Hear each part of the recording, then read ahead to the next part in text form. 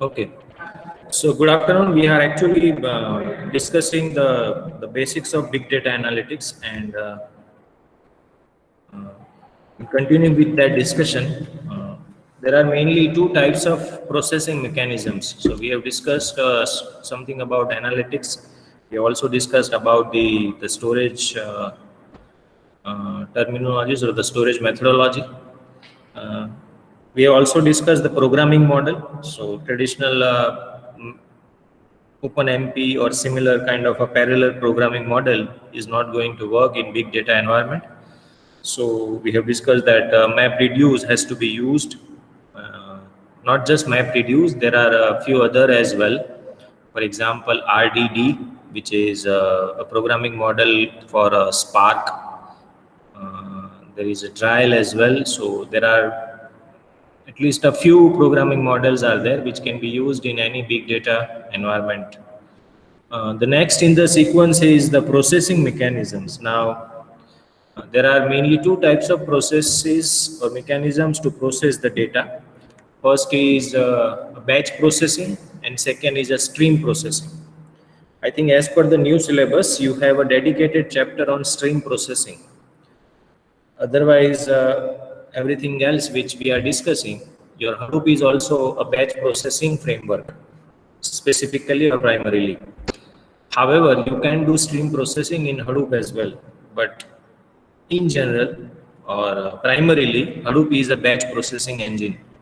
So let us try to understand, try to differentiate these two. What do we mean by batch processing and what do we mean by stream processing? As the name suggests, in case of batch processing, your data is already available with you. So that entire data, obviously no programming model or no storage mechanism can handle this large volume of data in a single instance. So normally that has to be converted into some batches. So which is a small size part or splits of the data, you can say. Small means it's usually is in MBs, so 128 MB or similar to that.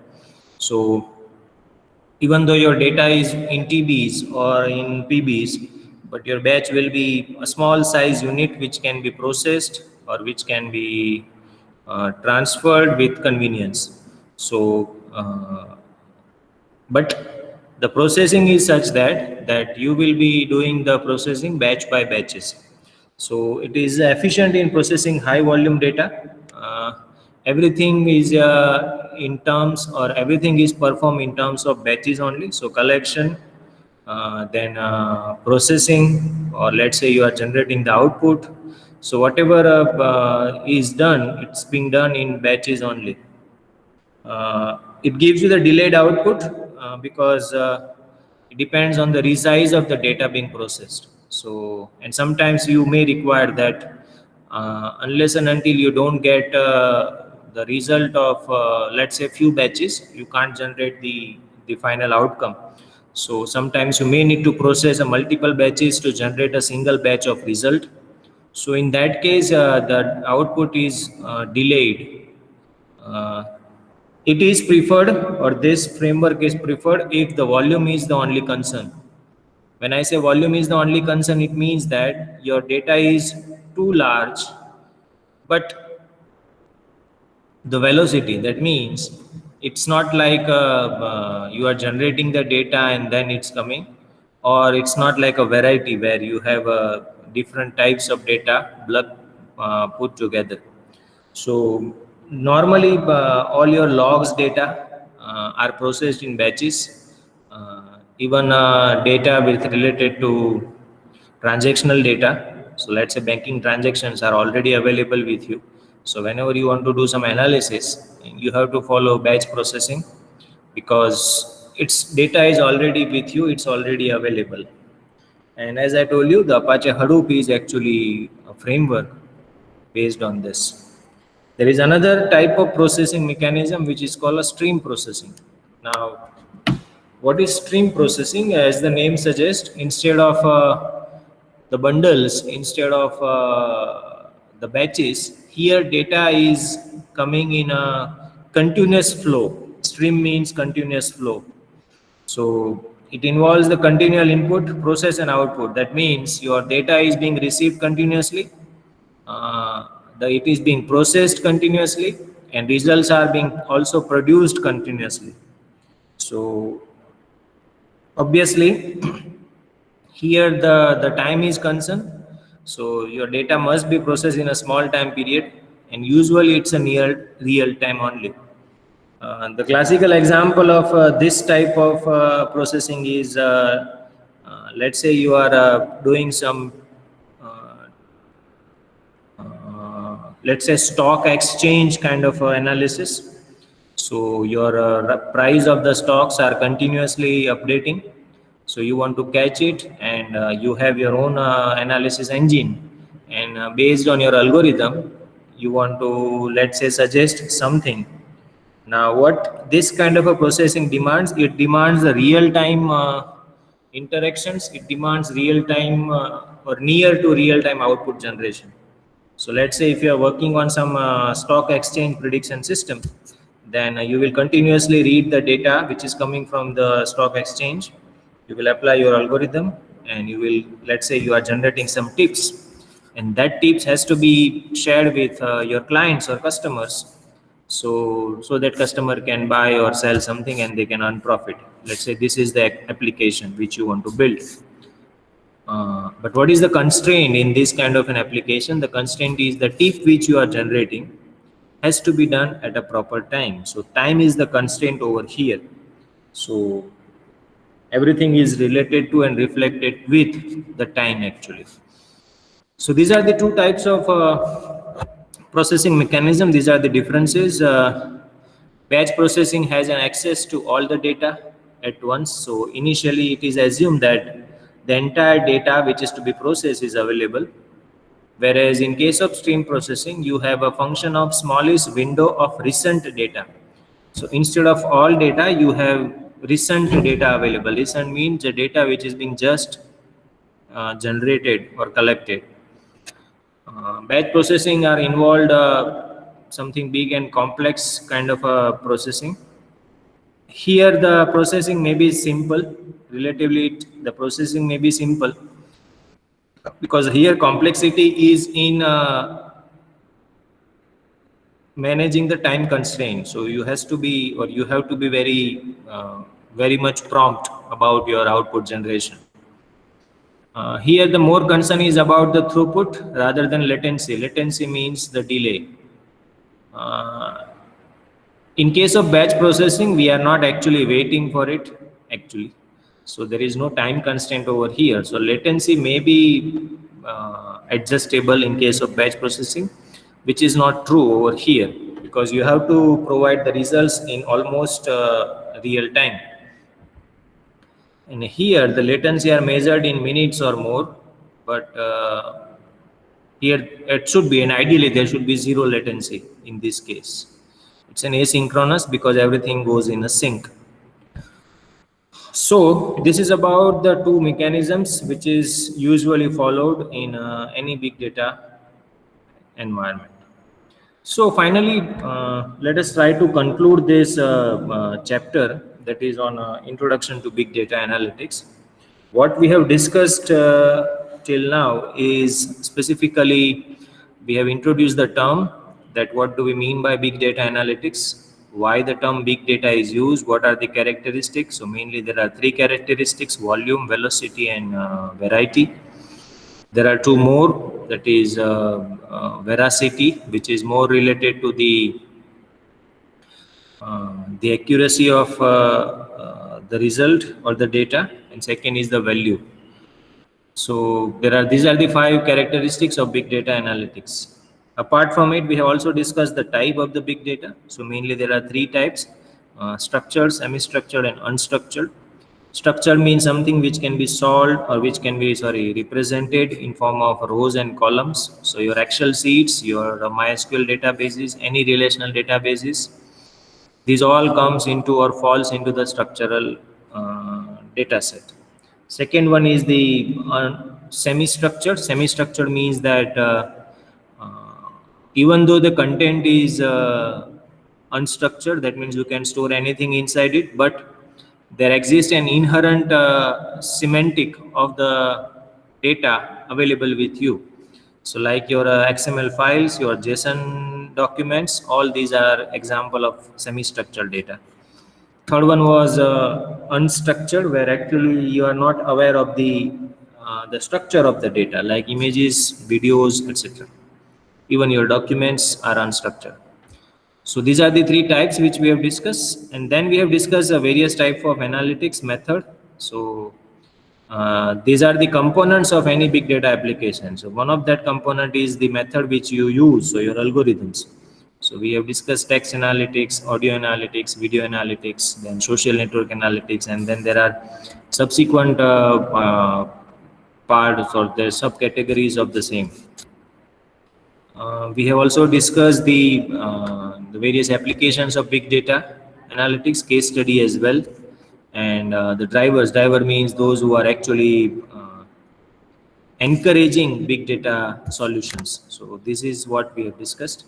So apart from analytics method, we have discussed the storage mechanisms. So mainly there are different type of data storage requirement. One is data storage means the databases, so which has a NoSQL database, so which requires the type of NoSQL database also key value, graph, then document oriented, column oriented. So these are the variations which might require whenever you are designing any big data applications. Along with that, as we are dealing in distributed environment, so you must have a kind of a distributed file storage.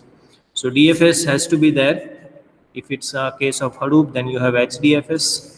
Then there are others as well. So distributed file storage, and then also we have discussed what are the characteristics of any good DFS system. So that was about storage, and then we have discussed the processing mechanism. So in which first we have discussed the programming model. So programming model, as we have discussed, that typical conventional programming model will not work. So we require something in line with a MapReduce and similar to that. And secondly, the processing mechanism. Most of the time, you're depending on your application or depending on the data availability, you might require one of these two. That is a batch processing and stream processing. Batch processing mainly deals with the data in batches. Obviously, because you are dealing in batches, it is assumed that data is already available. Whereas in case of stream processing, you have a continuous inflow of data. So you are processing in continuous way. You are also generating the results in also in the continuous way. We have discussed the example of both the cases. So I hope you have understood the basic of this subject. Anything which you want to discuss till this point?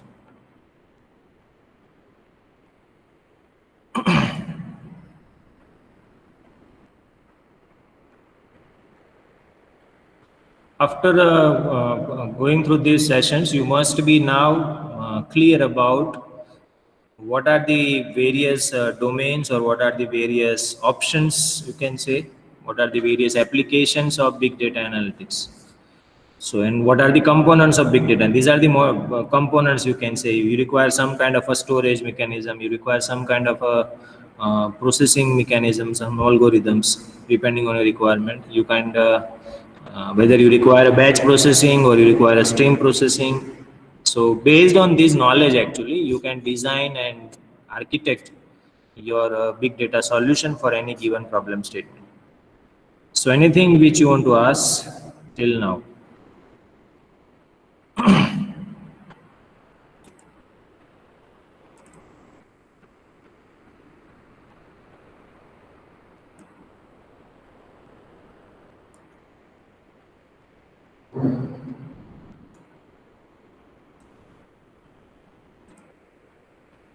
Okay, so let us now continue with our second chapter, that is on Apache Hadoop.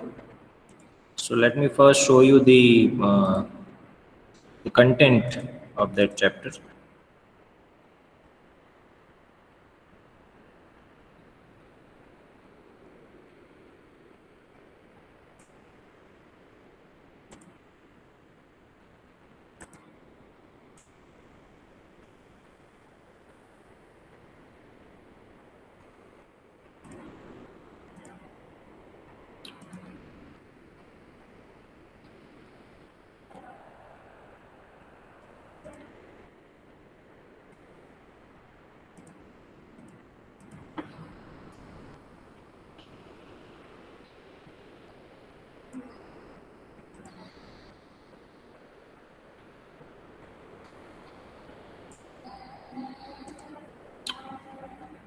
So I hope you can see the syllabus. Obviously, I'm not going to start with the detailed discussion on this chapter today. I think we'll be discussing the history of Hadoop. I found it in very much detail in one of the book. So this is the content actually. The first is the history of Hadoop and why it was developed. Then the first component, actually, I don't know why, but in this particular scheme, uh, there are something which is missing. So for example, Hadoop architecture, because you need to understand the architecture first, then only you can go to this Hadoop distributed file system. So we will discuss I think it is written over here, components of Hadoop analyzing the data with the Hadoop. Okay. But you will discuss require knowledge of Hadoop architecture. There are major four components of Hadoop system. One of them is HDFS. So we have detailed discussion on HDFS. Second component is MapReduce. So we have another detailed discussion on that. And then this is related to the deployment of Hadoop. So this is how I think this chapter is divided. So you have Hadoop architecture of HDFS, and the understanding of MapReduce, and then the deployment of Hadoop system on. So this is how it is distributed. So let us start with the history of Hadoop. I think this is one of the book which is already there in your I think the list of syllabus as well. Yes. Actually, the Hadoop was first created by Doug Cutting. So he is assumed. I think he was working with Yahoo at that time, and but for some project based on the search engine. So basically, Yahoo was also. We all know that Yahoo was also a search engine. So they are building a web search engine. So for that, they require some sort of something which is required to be new, something which is unconventional. So this is how it was started. Interestingly, the name Hadoop is actually uh, given by the one of the kid of Doc Cutting. So he was having an elephant which is named Hadoop. So he thought that I think this is the good name, considering the size and the potential of the system which we are creating. So he's the one of the largest creature of the world, elephant. So that's why the name was given with respect to that. So the idea was to build a web search engine. So that was the basic idea when they started developing Hadoop. One option was to build this, right? So option was to build a supercomputer. So that will require around $30,000 running cost. But actually, then they have started working on some another system, and I think this is how it all started. So the idea was to build a search engine based on the data available with Yahoo. Later on, they started working on that system, and then in 2006, I think, the first version was released when the Hadoop was. I think it was actually ready at that time or it was operatable at with the Yahoo. So this is how I think this is the timeline which has been given. 2004. Google, I think, has launched or released GFS, Google File System paper. So they have initially it was a proprietary product. So then it was made public, and the Apache community has started working on it. And remember, this is one of the Apache product only, and Apache was in existence before this as well. So let us show you the glimpse of it. Many of you will be aware of this or should be aware of it. Apache is basically a software foundation group, and which is developing an open source project for various uh, use cases. And this is, each of these is actually an individual project which can be work upon. So you can search it by category as well. So for example, if you take this CouchDB, see this is a very long list. Even Spark, Scoop, Storm, Uzi. I think they have targeted almost every domain. These are the set of databases which are available. These all are different databases or related application. So this is just for your information. Each of these is having their own website. Remember, I think most of these are having their own website. So this is couchdb.apache.org. This is one of the NoSQL databases, which is an open source as well. So which can be used for as a replacement of MongoDB, which is actually a proprietary product.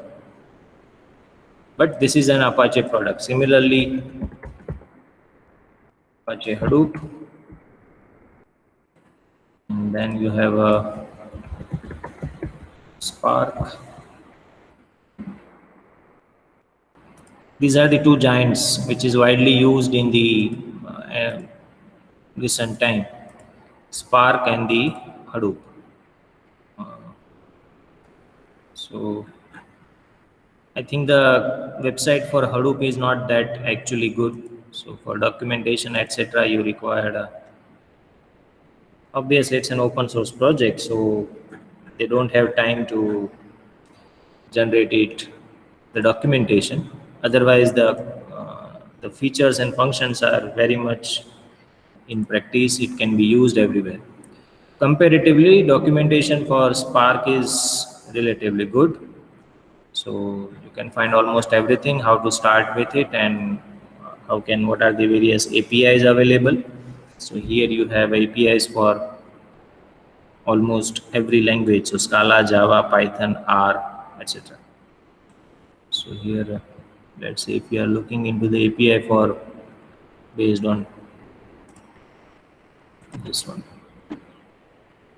Right, so these are the core classes for to be used with. So just I'm giving you the glimpse of what Apache people are doing, and Hadoop is one of their product. So it was started in 2004 when they have started working on Hadoop distributed file system and MapReduce. So two components were actually being targeted.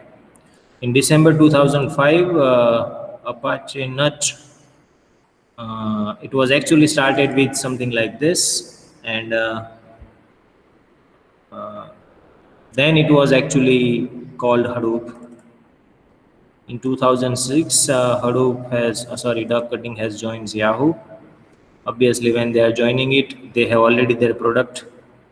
In 2006, officially they have started with first project based on the MapReduce and HDFS. Again in 2006, Hadoop was being adopted by Yahoo for Yahoo search engine. And then they have set some benchmark actually. So these are some benchmarks which is being set by Hadoop people. So we have 10 GB per node, run on 180 nodes in 47.9 hours. Then again, this is another setup with 300 nodes. In another setup with 500 nodes in 42 hours. 600, 900, 1000, 24,000 nodes, 17 cluster. So imagine you have 24,000 machines operating cooperatively to solve or to target any particular problem. So this is what Hadoop, and look at the scalability they provide when they are saying that we have this much scalability is possible. This is what they have been doing since then. So this is just about the history. Actually, you can read it, but there is not much to deal with the history. What you should understand is the architecture and how you can write a new history using Hadoop. So let me show you.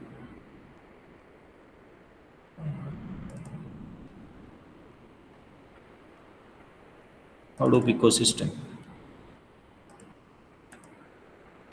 So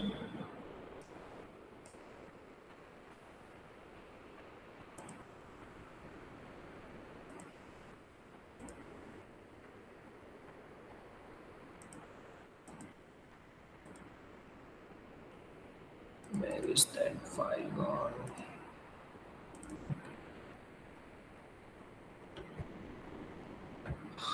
Fine. So this is what we have discussed. Apache Hadoop. It's basically a framework which allows distributed processing. It was entirely written in Java. These are the architecture. One more thing, this PPT is not being prepared by me because initially I was believing in creating everything new, but once we started doing it, but and there is a very good concept which is called don't reinvent everything. Whatever is being available, that is to be used. So this is one of the PPT which was available. So I'm just showcasing that only. So basically there are four components in Hadoop architecture. First is Hadoop Common. Hadoop Common means this is actually your core library or functions, your code goes inside this. The Hadoop kernel, you can say, this is how your APIs are written in Hadoop.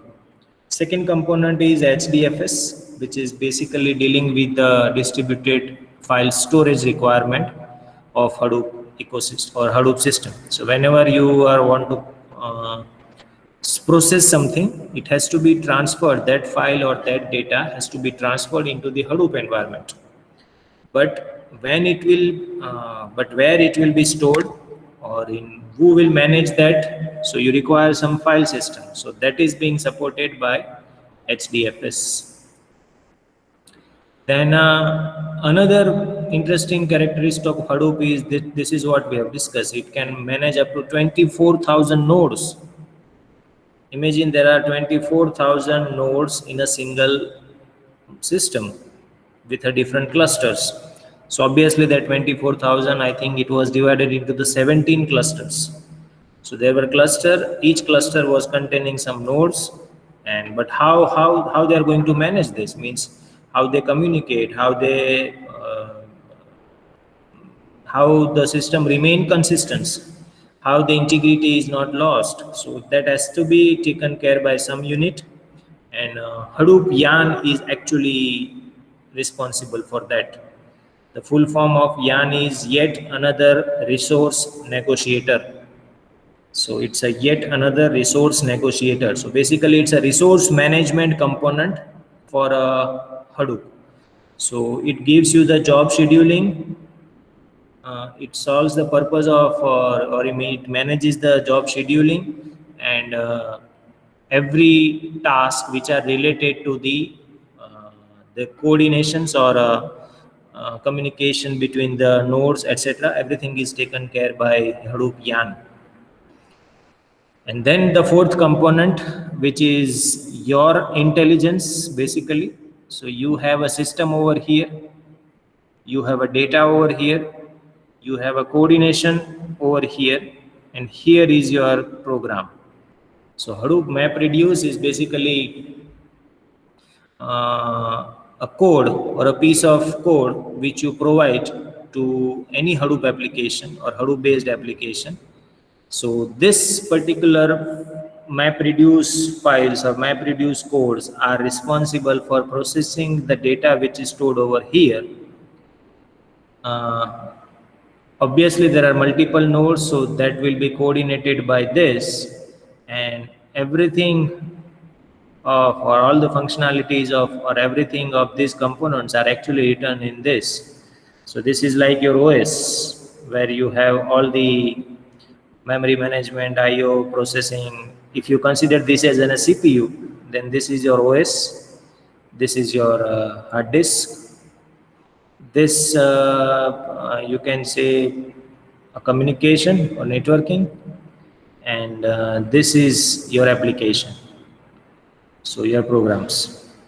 So I hope you understood the architecture. In the same thing will be written over here. So Hadoop Common is basically the core framework which provide the essential services such as abstraction of every underlying. For example, all of these Hadoop components are actually working on some commodity hardware. Commodity hardware means it has to be some OS. So OS level abstractions is provided by Hadoop Common component. It contains all the necessary jar files and script that are required by Hadoop. Then you have Hadoop distributed file system, which is responsible for storing the data which is required to be processed on Hadoop system. We will discuss this in detail. I'm not going to discuss right now because I'm interested in something beyond this. MapReduce also. Okay, ecosystem. And Yarn we have discussed. It's yet another resource negotiator. The fundamental idea is to split the functionalities of the nodes, how you are dividing the jobs to different nodes and everything, which will be managed by this. Okay. So Hadoop is actually, you can say, a heart of some system, a Hadoop-based ecosystem.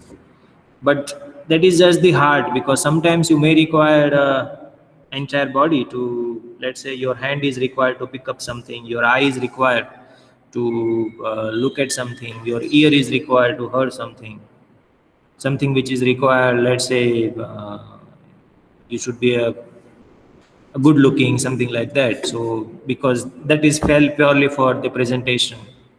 So what I'm going to convey is that Hadoop is actually only the heart of the system which we are working. For different needs, for different tasks, you require an external components. That components can be plugged together with the Hadoop system. So that's why we say that Hadoop is basically an ecosystem where you actually can plug the external components into that, so that your functionality can be extended, or it can solve the problems from a different domain with different application requirements. Okay. This is one of the system image which is being taken from this. Let us just go through this. What are the each and every component of Hadoop? First is Hive. Now, Hive is basically dealing with the SQL-based requirement of Hadoop. So whenever we know that Hadoop, the big data means no SQL.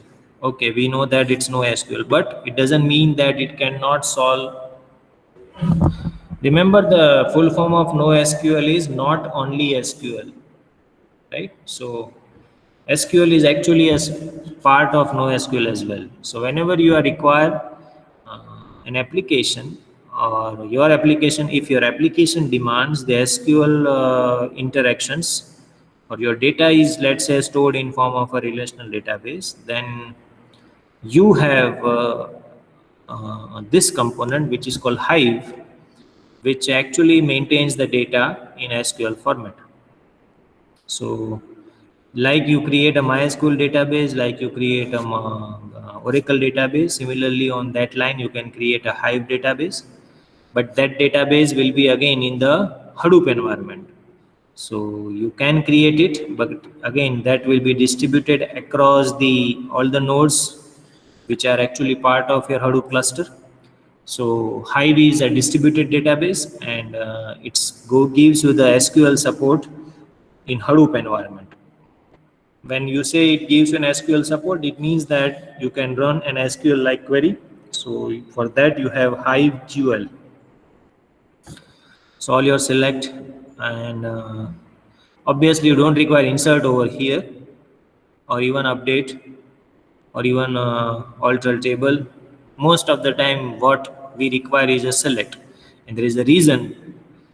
Normally and usually, the big data applications are not used for the transactional purpose. They most of the time, at the word suggests, they are used for analytics purpose. Analytics purpose means that your data is there, you are not going to modify that data. Objective is to just read the data and get the information. When you are having an SQL support, when I say that you don't require insert or update or delete over here, the reason for that is that we are dealing with the data in the big data application, which is always requires only the read operations. So the select query will be required, and it is provided all with your select with filters. That projections means you can apply where condition, group by, having, everything is possible. Another is an HBase. Again, this is another external component which can be plugged into the Hadoop ecosystem whenever you require a column oriented database. Okay. Now, column oriented database, we know, I think, I don't know whether I have discussed it or not, but in case of column oriented database, your entire data is stored, or your data is stored, primarily stored in a memory in column orientation. What it means, whenever you are having a row oriented, your MySQL is actually a row oriented database. So when you insert a query, let's say there are two columns, two attributes, first name and the last name. So when you insert something into that table, so two values has to be created, but where it will be stored, it will be stored in a memory. But this row and column, the first name and the last name will be stored in sequence. So first, your record number 1, first name, record number 1, last name. When you insert the second record, what will happen? Record number 2, first name, record number 2, last name. Third record, record number 3, first name, last name. So what will happen? That in memory, if you just look at the memory of row oriented database, what you will have is that all the associated records are stored together in a memory. So if you require to fetch an information from any student, all the related information of the student, obviously in that entity, will be stored together in physically also in a memory. What is the advantage of this? Advantage is that in any transactional system, when you almost every time you require the detail of the student. So when you say detail of the student, it means that all the details are almost required every time. So your row oriented database are actually optimized for this kind of a requirement, which is whenever you require information about an entity entirely. But in case of some big data analytics or some applications, you are actually not interested in the entire row. Let's say your banking transaction, and you are actually interested in the amount. But apart from that amount, you are storing, let's say, 15 other attributes as well. But your application is actually requiring to analyze the value which is given by the amount only. So you are interested in that single value, that is amount. So now if you store that data in row oriented database, and let's say you are having 1 million records, it means that whenever you are firing a select query, actually your memory will be scanned. Let's say if your 1 million records are spanned in, let's say, 100 MB, then that entire 100 MB memory will be referenced, obviously. Obviously, based on the select query, you will only copy the amount only in the primary memory, but the reference will be for that 100 MB, because for 1 million records, you require to go through each of this 100 MB. But can we have another system where actually entire column is stored together? So let's say you have a first name, all the first name are stored together in sequential in a memory. Then you have all the last name, then you have all the amount. So now, if you require just that amount column, then your size of reference within a memory will be very much optimized, because you are interested in just a single column. So basically, this row-oriented and column-oriented database, or their distribution, or their distinguishes based on the way they are being stored in a memory, a primary memory. Sorry, secondary memory. In case of row-oriented, entire row is stored together. In case of column-oriented, entire column is stored together. HBase is actually one of the column-oriented database. So whenever your application demands that you require this kind of an applications or this kind of a domain, then your data has to be stored in this sort of database. So it will actually improve uh, your results. There are a few others as well in this ecosystem. We'll discuss it later.